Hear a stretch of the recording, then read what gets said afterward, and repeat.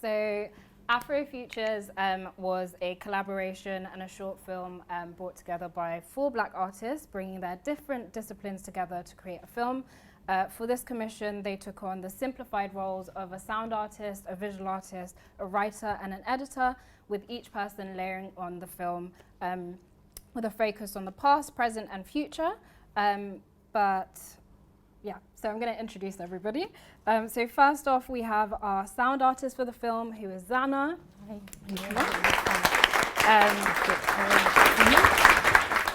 Xana is a poet, composer, and sound designer, a multidisciplinary artist, sound artist, and theatre maker, often blending Caribbean folklore, magical realism, and Afro-futurism in live sets. Xana's work presents revolution and the idea of building anew. Xana is also the co-organizer of Afrotech Fest and is also the instigator of Soul Case Collective, a sound research, inventor, and music archive label for Black, African, and Caribbean people who invent new forms of music. Next up, we have our visual artist, Simisolaoluwa Akande, a filmmaker who recently won Best Experimental Film. Sorry, giving you a pause. So she recently won a Best Experimental Film with her short film Doo-Doo at this year's BFI Future Film Festival. Doo-Doo is a beautifully poetic film which explores colorism through spoken word and visceral imagery. Before that, she also won the Who We Are competition for 16 to 19-year-olds, which was run by We Are Parable in association with BFI. And then last but not least, we have our editor, Nse Asuquo.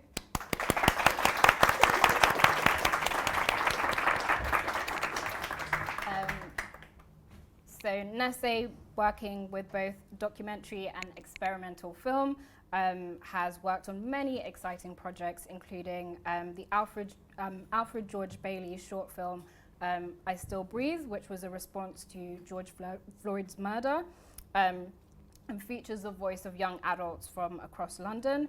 She was also one of the primary editors on the award-winning Life in a Day 2020 documentary, and in 2013 was nominated at Sundance Film Festival for her work on editing the Stuart Hall project. And the year before that, she also worked on The Unfinished Conversation, which revolved around Hall and was part of a video art installation at Tate Britain. We are also missing Keisha Thompson, who is our writer.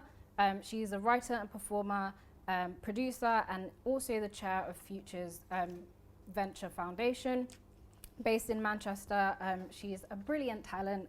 She recently toured a solo show of Man on the Moon in 2020, which used poetry and loop sound to explore the impact of mental health on Black families. And she's also the senior manager of Children, Young People and Learning at Arts Council England. So this is our panel.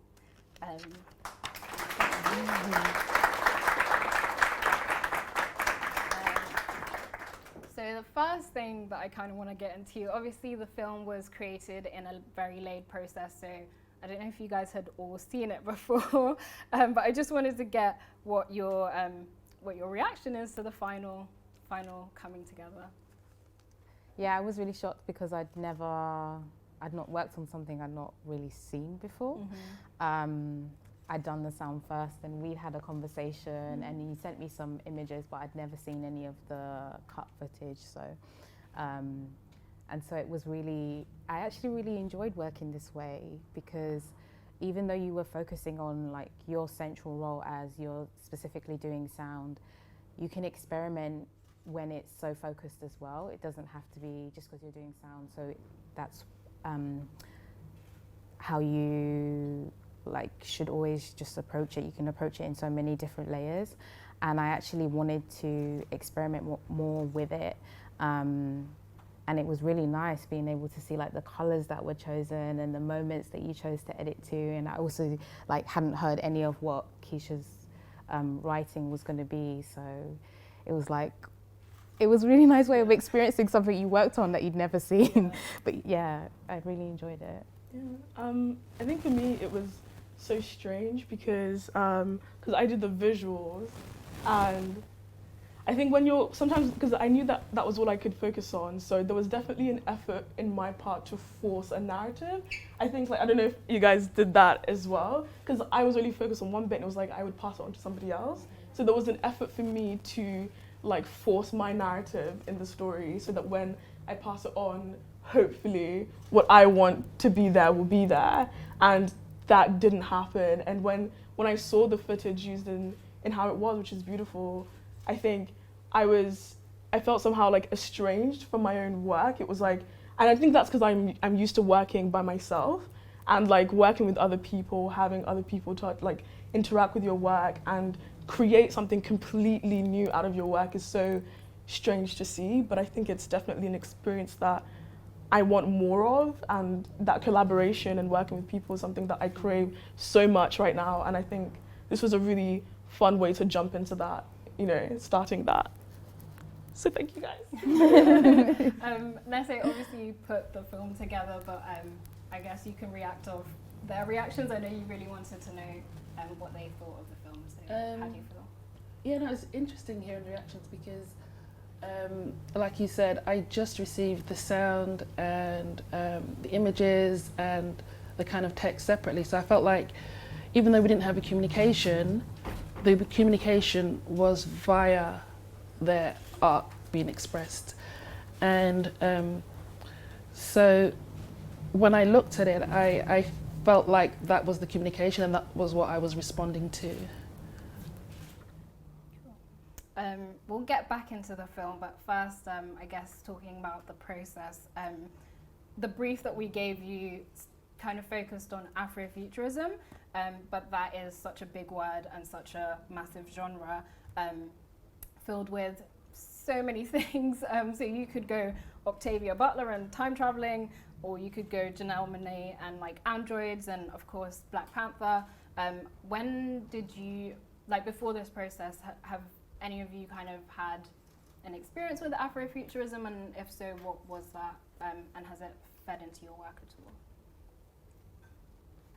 Oh, that's a big question. That's a big question. I believe I try to embody Afrofuturism every day, because Black people will exist in the future. So for me, how I approach my work is not just to speculate, but really to be active and be a participant in what I want to change, and not really dismantle foundations. It's like completely, I want to take things completely apart. I want to burn down. I don't want to fix a broken, the system's not broken, it's designed to work the way it is. So I'm not going to go into places and try to fix them. I'm going to go in to burn them down.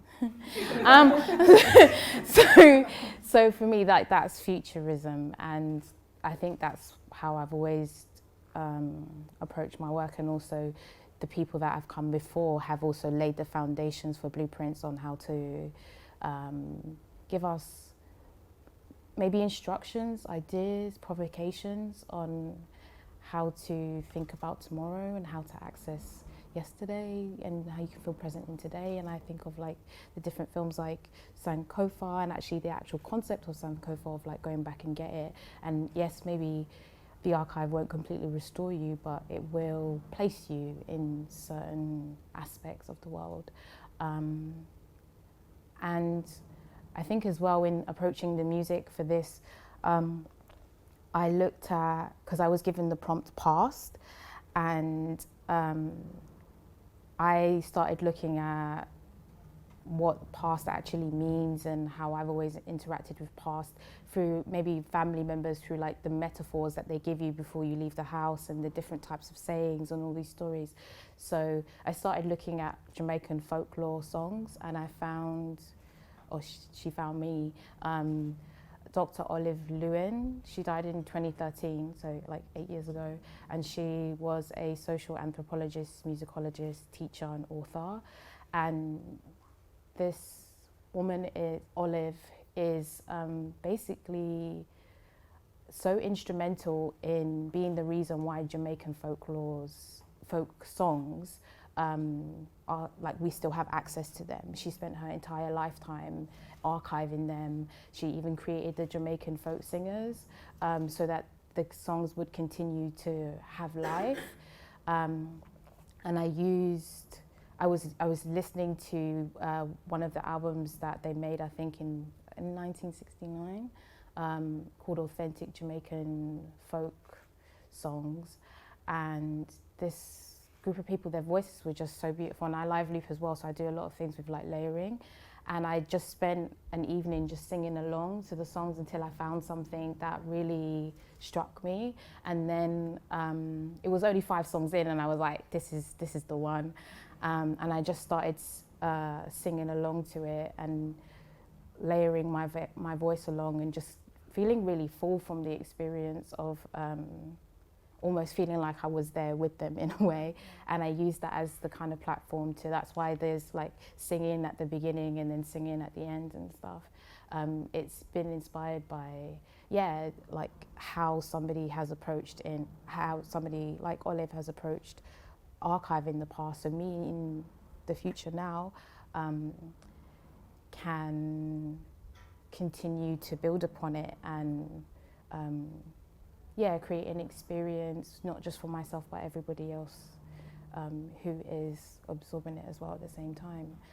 So I think, Afrofuturism for me is always going to be completely present in my life. It's the teacher, it's the co-conspirator, it's the person, the entity, the energy that's like, gets me up and makes me want to go, okay, like what can I build today that I've not seen before? So if that answers the question, I guess. I think I came across Afrofuturism like through literature. I didn't do a deep dive. I study literature, but I hate reading, so it's a really stupid system we have working for us. But I think it was more in kind of like seeing the lack of like black bodies in a lot of like sci-fi like movies and stuff like that, and then me also getting interested in looking at like specifically like Nigerian folklore, anything to do with time and space. I was like obsessed with the last like 3 years, and I think in finding Afrofuturism as a concept in and of itself of black bodies, black culture, black people like daring to imagine a future, it was a wow, like we did that and we can do that. I think a lot of the black narrative for so long is often trying to kind of put together the past again, because we've been lied to, our histories have been erased, our identities have been deformed and denatured, and we are constantly trying to reconfigure these images of ourselves that we're being given. So like people using what you know when you find things in the ground, like archaeologists, what they call that, the things you find in the ground, and using that to build like a spaceship to the future, I think is what Afrofuturism is about. For me, I think concepts of futurity in general can feel like a privileged space to be in. To the luxury of thinking forward takes time, and black people work, black people are constantly doing. It's a field that I wish was being pushed more into. I think it is. I think it is being pushed more into, and I'm really excited for what people kind of like bring to that, and using their ancestries and their cultures to tell the future instead of using kind of a white narrative of what the future looks like. Would be really cool, and I'm quite excited for that. Yeah. Nse, do you have any thoughts? I guess in its purest form, I edited a short film, which I think is actually at the festival here, which is under the umbrella of Afro-Futurism. But the thing that really grabs me about the whole movement is the black lens. Because I worked a lot in the past with Xana, and I learned so much about meaning, the meaning that we put into archive, for example. I remember there was a session when we were in the edit suite, and there's an archive, was like in the 60s, of Black and Asian workers, and it was filmed to show, immigrants are coming over and taking jobs. But when we looked at the archive, we could see, people who could be our parents or, our friends, and you could see in their faces, they're thinking, I'm at work, who are these people bothering me at work? I'm trying to get on with what I'm doing. And it's just seeing how you can, even if something has not been shot by a Black person, the value that you can get from that piece of footage is immense, because it's the only thing that's tangible that's been shot, really. And I was privileged to listen to things that people were saying, and if you hear what they were saying, this is Black folk, it's like they're present day or they're in the future. It really opened my eyes, because a lot of things that we think are new or revolutionary now, it's like, no, people are saying the exact same things very eloquently and very sort of with a real understanding. And just because we haven't heard it doesn't mean it didn't exist. And it made me realize how sometimes if things are not said or written about, people think that it didn't happen. And so for me, it's more about the Black lens and really framing something, not as a reaction, but just as an expression, a pure expression from a real place that's very specific. So how it informed me with this film was that I wanted to edit something where you didn't feel like you are observing somebody, but you are being let into a space and being able to just focus on sort of sensuality and not a reaction, but to somebody who's in their state of being. And so that's how I think it affected the way that I responded to what I received and how I proceeded to edit. I love all those answers. I feel like, I think what's so beautiful about Afrofuturism is that you can look at the future, but you don't have to forget the past or the present. You can work in all those spaces. And so I think what I love about all your answers is that it's very much about taking space in like every single space you can. So that's great. This is more so towards to Simisolaoluwa, but if you can all jump in. But I think talking about Xana, you obviously talked about your prompt of like having the past. How did you work with working with the present, but still making it Afrofuturist? I think one of the really interesting things about the footage that you took was a lot of it was very like disorientating, and a lot of it was very much like, I recognize this, but it kind of looks a bit off. So yeah, tell me about the process.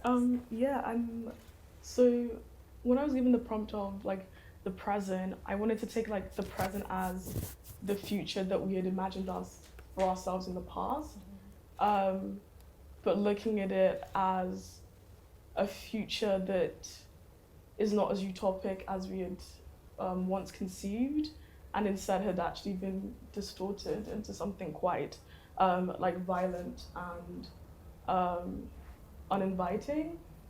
So I wanted to look at London and the spaces of London, and London as an emblem of kind of like futurity in and of itself, of like modernity and prosperity, but look at how these are also sites of Black trauma and sites of erased timelines that exist in these spaces. So that's kind of like how the angle I took it in. I wanted to use like a variety of different kind of like image textures, looking at how social media, some of the stuff I shot on my Instagram and I just saved it, how social media is being used as a new way of constructing the timeline. Now it's not as easy for stories to go unheard. because people are empowered by their phones and the videos of injustices that we are able to access because of that technology. So like all of these like fat ideas were what I was thinking of. Whether that actually translated, only God knows. But it was fun. It was really fun to try and pretend to be smart and press record and hope that, you know, what happened would happen well. But yeah, so like in terms of the process, I got 2 dances. I was like, I want black bodies in movement, in space. That was like the things I wanted. And I got, you know, my beautiful dancer over there, Ankara, that she's big up Ankara. and then I got Shane, who was the other dancer. And it was amazing working with them because it was like, I was telling them all these ridiculous things. And then they were like, yeah, we'll pop and laugh and break it down. And I was like, oh, so like, you're really understanding what I'm saying and you're creating something completely, you know, you're birthing something new out of that. I think that's been a really key part of this creative process of giving something to somebody and them making it something I didn't even know, you know, kind of energy. So yeah, and I think this is also kind of a futuristic way of working. The taking of archives from each other and trying to translate that into something we can all understand and make into something, yeah, for ourselves as well. And I think that's, yeah, it was really cool. It was a fun process. So thank you for letting me do it. Thank you.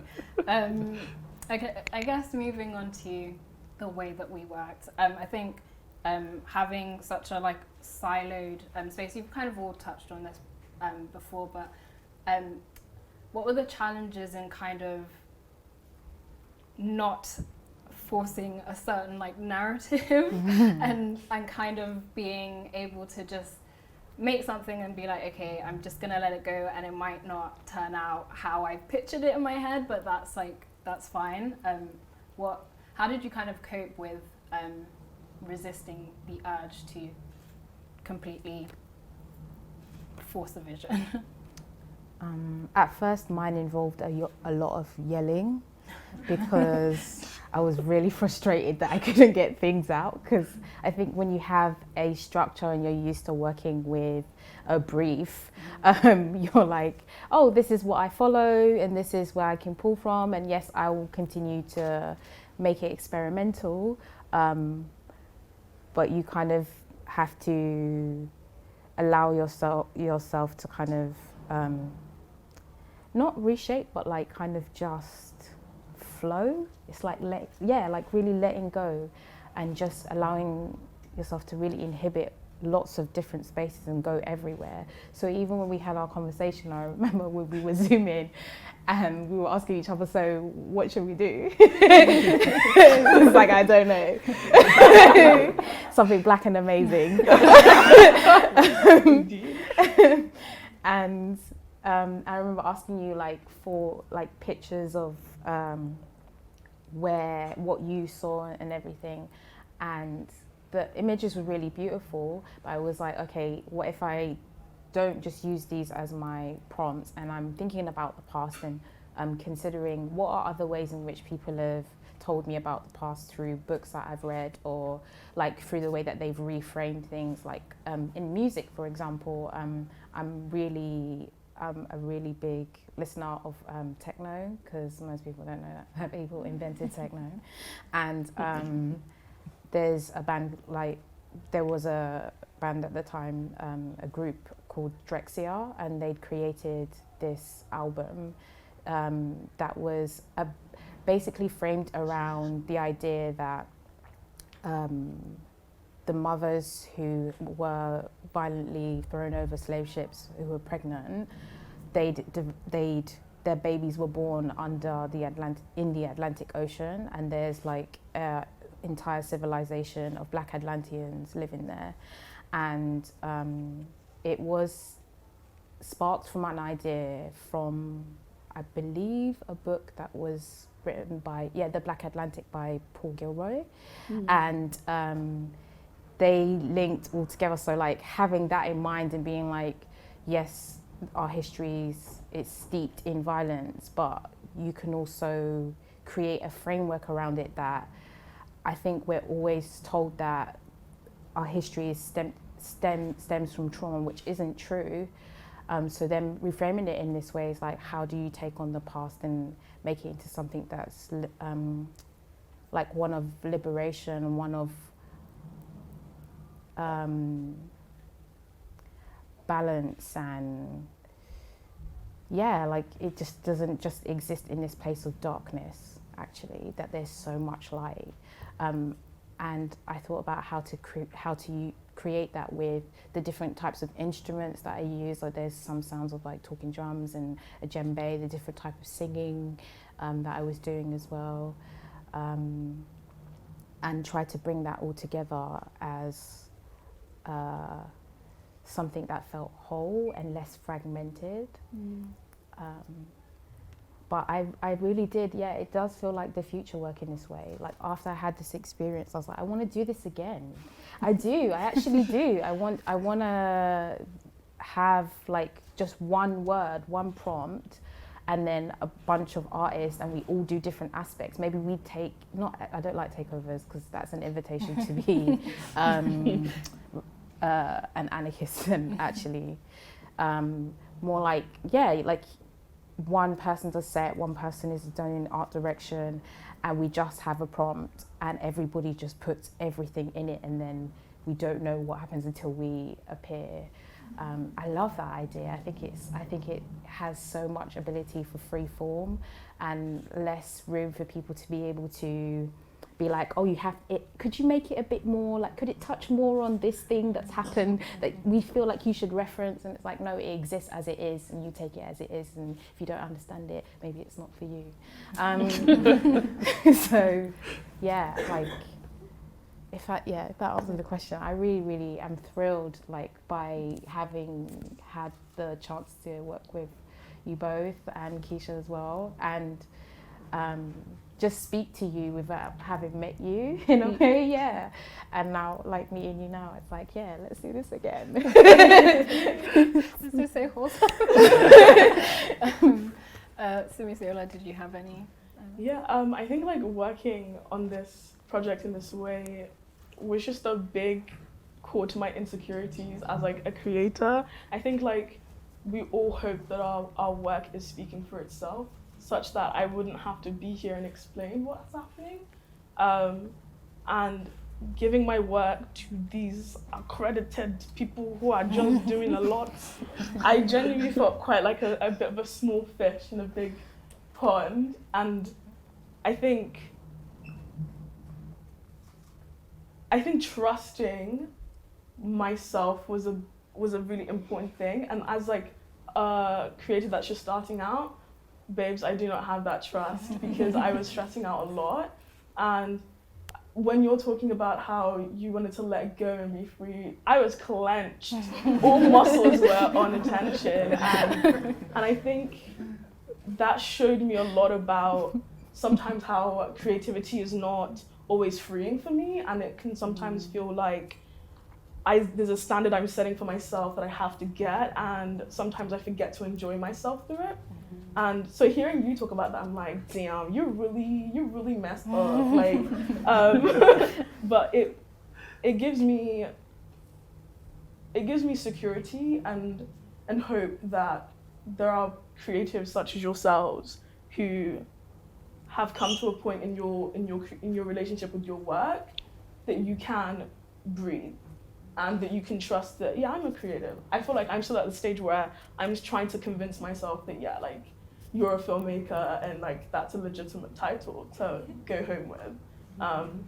So yeah, this work was definitely a Simi, you have a lot of growing to do, but it was also a Simi, you're growing and I'm like proud of you kind of moment. So thank you again for that. I think one of the things that Keisha talked about that you've kind of brought up was that there was a lot of trust in the process, and just having to like rewrite and not be too precious about her ideas. So I think she said that she kind of had come up with some ideas beforehand and then was like, no, wait, I need to wait until I've actually seen like, or listened to the sound and seen the visuals. So I just wanted to talk about trust. Nse, like, how did it feel knowing that everyone was kind of just relying on you to piece everything together? It's kind of, editors kind of do that anyway. When this particular project, I think the biggest thing I was confronted with was time constraint, because it's working, and then I got everything, and then when I got everything, then I was worried about, obviously I didn't want to offend anybody, and I wanted it to feel cohesive, not just different things thrown together. And so I just kind of approached it as building blocks. So I started off with the soundscape, just laid that down. And then I laid the poem down. And as soon as I laid the poem down, I realized that I wasn't going to be able to use all of the poem as is, because it was fighting against the soundscape. And so it was just thinking about how to let things breathe and retain their kind of identity. And then I just had all the footage, just put it on one big long timeline and just scrolled through. And then it's funny talking about it in hindsight because I'm making it sound very logical, but some of the things that happened were not, it was not premeditated. It was just, okay, things were put down and then it kind of worked. So then I kind of went along with that and then threw some stuff down and then moved things around and just sort of kind of molded. And then I think the time constraint was really good actually, because sometimes I can go a little bit over and over and over, and I didn't have time to do that, essentially. Yeah.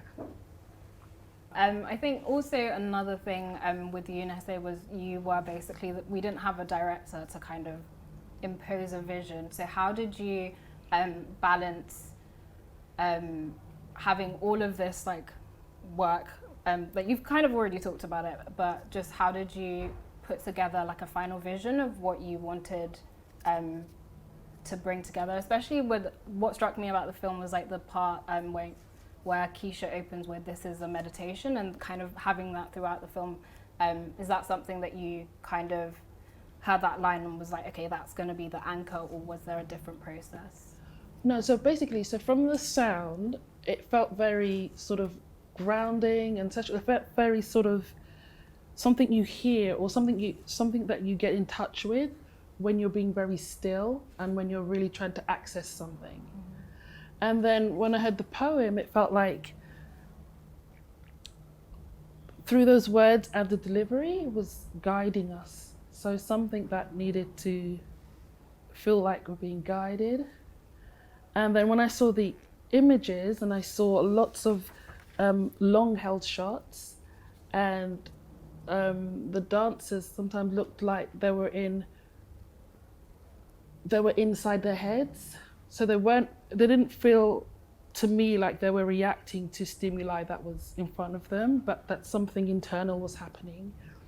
And so when you put all those together, it's sort of, to me, it kind of spoke of an interior world. And then when you put life experience, and I know just from experience, sometimes when you try to meditate, your mind is rushing, it's all busy, but you're still. And so that juxtaposition, it's almost, or if you see maybe like a swan is gliding, but if you look at the legs, it's like paddling like that. So the sound, because I remember I showed it to someone and they said, why didn't you cut to the music? And I said, because it didn't feel like these people in the images were responding to an external soundscape. It felt like it was an internal kind of process. Does that answer your question? Yeah.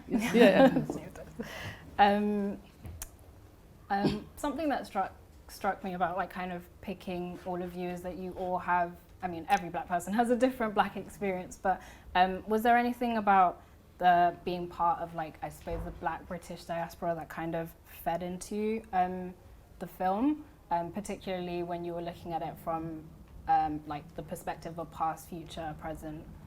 Was there any like specific experiences or yeah? I think for me, language. So like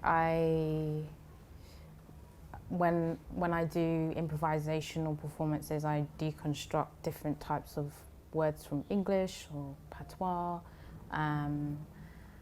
And this time around, I just started, I don't even know, it's not even a real language, but it's like, it's something I do when I'm looping, and maybe when I'm freestyling there isn't a word, because English is so limiting, like it's kind of a dead language in terms of like how expression. And so sometimes I just end up singing and like the phrase aya, aya, ayo, I just started singing it, and sometimes like imaginary tones and like forms and stuff just come out whilst I'm singing, and I don't know where they're coming from. I'm just like, just allow it, it's there. Like obviously it's a thing, so just embody it and just go with it. And maybe that is a part of like being a part of black diaspora, is like your language is always, you're always being told that you have a corrective way of speaking, or there's a standard way of expressing yourself, your love, your hatred, all of those different things. And I decide to instead pull from, like when I listen to dancehall music and reggae music, like some of the words are just, they're from them. Like I remember growing up and hearing zega zega and stuff, and like, what does that really mean? Like, ayaya, oh, like all of that stuff. It's like sounds, you know, but they are instruments as well. Like they made their voices into instruments, so therefore it's a note, but it's also a language. So it's a sound language that like forms together. So that's how I also, when I approach music, when I'm looping, I will bring in yeah, whoa, whoa, whoa, that kind of sound in, and I just like allow myself to feed it, and I pull from those kind of places. And you see a lot in like within black diaspora genres that have formed here in the UK, like in drill, in grime, in drum and bass, like in a lot of that sound, like people are just creating new forms of dialoguing with each other. And like it, I think that's why when you're working with like the drums and stuff like that, sometimes I feel like my music sounds like, or the sound that I make sounds like I'm coming for you. Like and I learned from this, like sometimes you need to take a breath, like when you're also burning things down, you need to take a breath and a break. But like it was really nice seeing how there was like that it wasn't actually cut completely to the music and stuff, because I was expecting a frenzy, and what I got was stillness and calm, which is something I didn't know that I needed actually, because I'd been creating from a place of just go get it, go back and get it, and like be in the now, be in tomorrow, come back again, and like just feel it and stuff. And then the visual language was saying, yeah, but settle yourself, like as well, you know. And I think it's like that amalgamation, that like amalgamation of like a black diaspora, genres from here, languages, like that all brought it together for me. I think for me, so to shoot, I tried really hard to find like a location. So I traveled up and down like London for like a week. Traveling in London is not cheap. I don't know what this is about, but it's not cheap.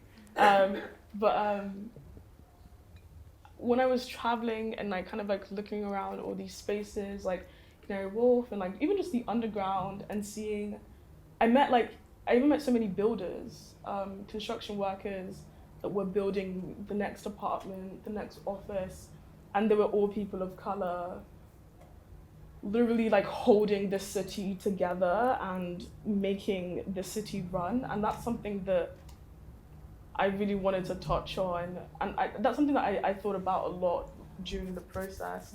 And like looking at Black bodies like against futuristic landscapes, like, and it's very much an against image that I often see. One of the prompts I gave one of my dancers was like, essentially, I want you to look like trash on the street. And like, although that sounds really negative, it is. And it was kind of looking at how, yeah, like Black bodies, stories and culture are discarded in these spaces and are instead like cemented over with clean, transparent, like fake transparency. Like all the buildings are made out of like glass, but like the shady stuff, you know? And like also the principle of like London being one of the most surveyed cities in the world, but like almost everything goes unseen in terms of the injustices that people face. So I think trash is something that is not supposed to be there. It's something that disrupts beauty, and beauty is often what hides violence and truth sometimes. So that was one of the prompts I gave to the dance, and I think, yeah, that came from so many thoughts of seeing how like people were scrubbing the streets, and then I would go back to Wembley and like the streets were not clean. And I was like, this is the same London, but this is not the same London, not for the same people, it's not. And I think, yeah, and I literally only moved to London like a couple of weeks ago, so this is a really good way to like explore the city as well, and like to see it for what it really is, a dirty place, but also good, very nice. Would recommend on TripAdvisor. Yeah. I think I'm gonna head to questions soon, but Nse, do you just have any last thoughts on that question? Yes, because it's who I am. I mean, I'm not anybody else. Yeah. So I guess the way it manifests itself in projects that I do is that, I mean, I've worked on lots of projects about Black folk, but not made by Black folk. And I've been the only Black person there. And I've been privy to how people misunderstand what they're doing. And it's been really painful, but nobody's understood my pain. But I didn't know that that was what it was. It's only looking back and trying to dissect why was I so upset, or why. And so, I mean, that's the general view of it. It's within me, so it's, yeah, I don't know any other way.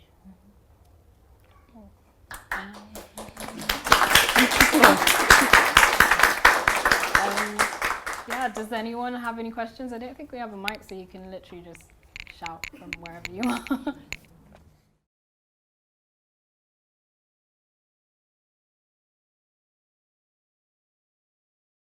Yeah, I think definitely for me, filmmaking is a very spiritual, like the only things I've ever made, the 2 pieces of work I've ever made were very much made because they had to be made, because I needed an outlet, I needed something to help me like understand like where I was in life or something like that. So I think for me, yeah, definitely filmmaking is a very spiritual process.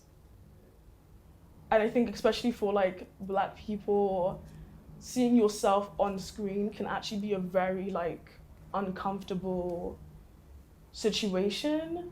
So being able to wield the instrument and showing your body as you see it, and that's not always in a beautiful way, is like incredibly important. And I wish like everybody would do that outside of like selfies and stuff, to try and explore representing their body in a not aesthetically pleasing way. Yes. Yes.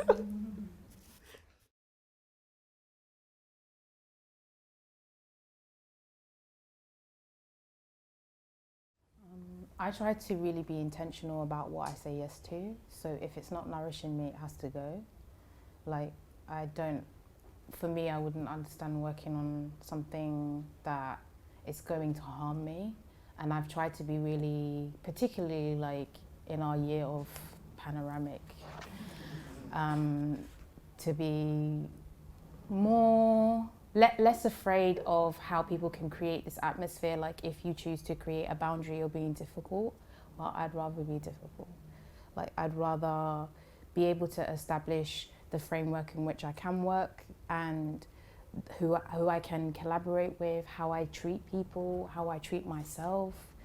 And that is healing for me. It's like all of those abilities to be able to make the choices to say, this is who I want to be in rooms with, and I want to actively cultivate being in rooms with. And sometimes that is really tricky to work out because we live in a conglomerate institutional society that has found out about the word decolonize all of a sudden, and now is trying to establish, like, using a lot of Black creatives, like queer creatives, in so many different ways. So I think how I approach it to make sure that, like, I'm not harming others. I don't recommend people to go into certain spaces or for certain pieces of work. I pull them into, with me, different pieces of work, and share the opportunity and share the space, because it can't be about a singular person. It has to come from a collective mindset. So I think, yeah, they balance themselves out in different ways. I think sometimes I've had experiences that have been amazing, and I've continued to collaborate and work with those people, and other experiences that weren't as, like, healing, but I don't intentionally go to do the work because I want that specific work to heal me. I'm doing that every day with, like, so many different things and like, sound for me, I don't leave my house without my headphones, and because it's like, it's my healing thing from the, like, morning until I'm sleeping. It's like, it's that thing that is nourishing me all the time. If that answers your question a little bit. Yeah, I think for me, because a lot of the work I've done so far is looking at, like, trauma, and I think there's definitely this, like, romanticization of art as, like, therapy, and I went into them, my little old self, thinking, yeah, like, when I make a film about it, like, I'm gonna be okay, and it's gonna be, like, the therapy I need. But art is not therapy, and I think we should all get therapy. Art is not it. Art is a way to, like, help you realize what is wrong, but I don't think that it in its own self can save you from yourself in any way. And that's something that I've had to, like, realize. But it's very good at exposing a lot of stuff. You'd be surprised what comes up when you thought you were pointing your lens at a tree, but it was really yourself. And that's all. Yeah, it's true. Yeah. Healing and art. I think, I don't know if this is going to answer your question, but I think, because I've worked a lot on documentaries, a lot of things have come up which have been quite traumatic for me, and it's to do with sort of ethics and documentary and representation and story, and because I know the power of images, I know how images can be manipulated, and how if you have an image, if you're the first person to make the image, you can even make the people that you're making the image about believe that image above what they believe about themselves. And I'll give you an example. Like, there's a kind of a stereotype, Black people and watermelons, and how that came about was, I think, when at the end of slavery, one of the biggest businesses that former enslaved people had was watermelon business, and they were making a lot of money, and the people didn't like it, and so they created a narrative to a negative narrative around that. And today, even today, some people still think that it's a negative stereotype, but it didn't come from that. And the people who created that image, it is more powerful than what actually happened. And so something, even just something like that, you can see the repercussions. And if you think about advertisements, you know, companies spend millions and millions of pounds on a 3-minute advert because they know how powerful that is. And so if you think they do that, and you think of the images that are portrayed, and then if you have something that says documentary, which has sort of like a connotation of, oh, this is, you know, this is truth, this is real, all of that kind of, yeah, I've been dealing with a lot of that, and it's just trying to make sense of it and trying to articulate why things are unethical. So I think I'm going through that very deeply at the moment. Yeah, trying to figure things out in that sense. So I'm kind of not really interested in editing films about Black people where Black people are not involved anymore. I can't do that anymore. And in terms of healing, I think very specifically, so my dad, he passed away last year from COVID, and I was like in the middle of, you know, the depths of COVID, and so I was away from my family, and I was just, because I live alone, but I had a FS7 with me, and so I just made a film, sort of like to try and express, you know, what I was feeling, and so that was healing for me. I mean, it's not really to show anyone, but that was a documentation of a particular time, and it was really good for me to do that. Yeah. I'm going to end it there, I feel, which is a shame because I feel like I could talk to you guys all day. But thank you so much for joining us, and thank you to our panelists. Let's just give them a